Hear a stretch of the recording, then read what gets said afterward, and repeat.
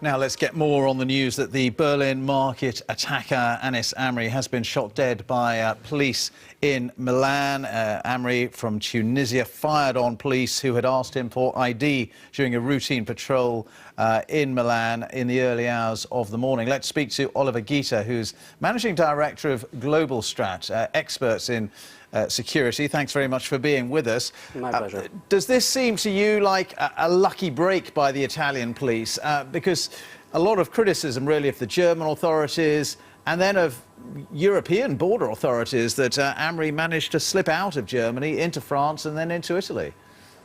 Very much a lucky break, and that's what's very worrisome, is that even having his 8 aliases that he was using, he was able to slip, as you mentioned, through France and Italy. And if it weren't for those policemen asking him for his ID, he might still be on the loose and possibly meeting accomplices in Milan and plotting another attack.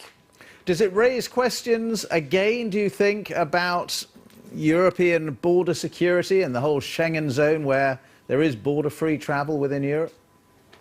Oh, it not only raises question, but I think that, countries like France and Belgium that have been under attack by Islamic State have realized that Schengen, the way it is not possible any longer, and that some sort of arrangement will have to be made, because we cannot make it easy for terrorists to attack us the way that it had happened.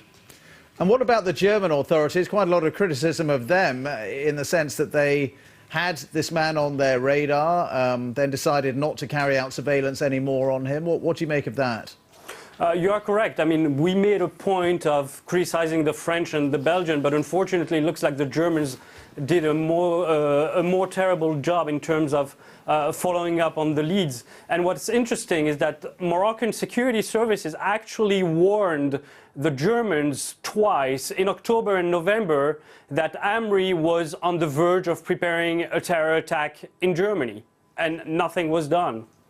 And then in the wake of the attack, they arrested a man who turned out to be the wrong man, and there were precious hours lost in which Amri was able to slip away from Berlin and travel on towards Italy.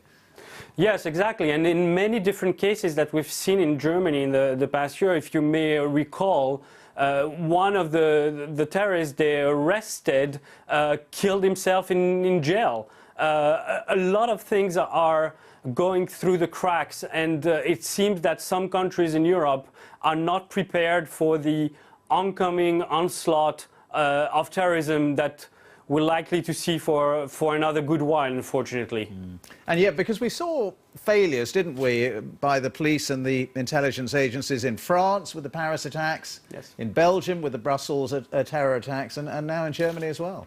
Yes. What's even more worrisome than just the intel failures or the law enforcement issues is that the country was not prepared for an attack, and that didn't think about protecting that Christmas market. I mean, we have to go to basics. When we saw the attack in Nice, it's impossible that there were no concrete barriers put around the market, and that nobody thought that a copycat attack could ever happen. And that's what I'm talking about. Prevention is already the first thing that Germany and other countries in Europe have to make do with. Good to talk to you. Thank you for your thoughts. That's Oliver Gita there, Managing Director of Globalstrat.